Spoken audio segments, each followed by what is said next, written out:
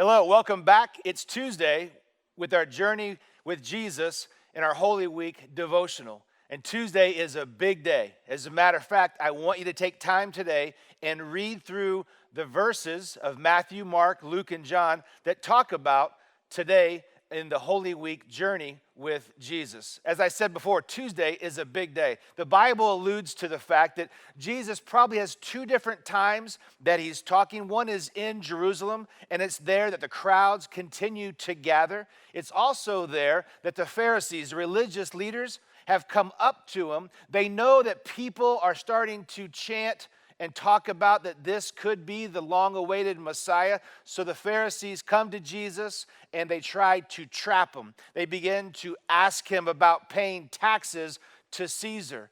Should followers of God pay taxes to Caesar? They also ask him about, hey, what about marriage? What about marriage in heaven? Who would I be married to if I had multiple wives down here? What does Jesus tell them? You need to go and read and see what Jesus says. This is also the time described in the Bible where Jesus is talking to the disciples, and a lot of people are coming to the temple and they're bringing in their wads of cash and giving a lot of money. And then a widow comes in and gives basically what would be like a handful of change. And the disciples kind of look at that and they look at Jesus, and Jesus knows he has a teachable moment. And Jesus said, listen, these people here, they came and they gave. They absolutely gave, but they gave out of their wealth. This widow has come and she has given out of her poverty. She gave everything she has.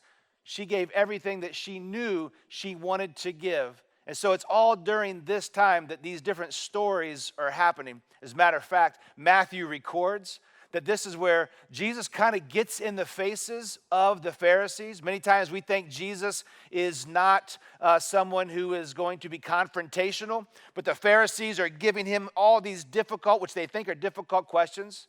And so Jesus begins to say back to them, woe to you, blind guides. Woe to you, Pharisees. And he talks about the way that they have abused God's grace. They've abused God's rules. They've abused who God is in their lives. And so all of this is happening most likely in the morning and probably mid-afternoon. Later that day, the Bible talks about that Jesus goes up to the Mount of Olives. And this is where he gives the Mount Olive teachings. And it's the destruction of the Jerusalem that he talks about. It's the signs of his return, the last judgment and warnings, the kingdom of heaven. You need to go read through all of these things that Jesus says. One more specific thing with what we're going through with the coronavirus is this.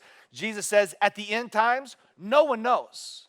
And so if we're beginning to see a lot of people talking about how this is the end times and they have all kinds of prophecies about this, they don't, because Jesus very clearly here says the only one who knows is God. And so we need to make sure that we're ready, and he's even teaching them and telling them that at this point.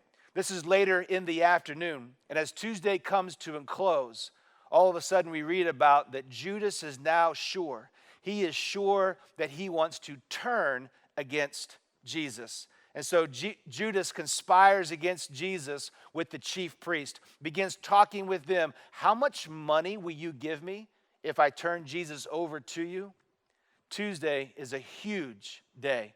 I want you to go back and read those verses. Some of the stories that we love and know are actually Jesus' teaching during the last week of his life here on earth.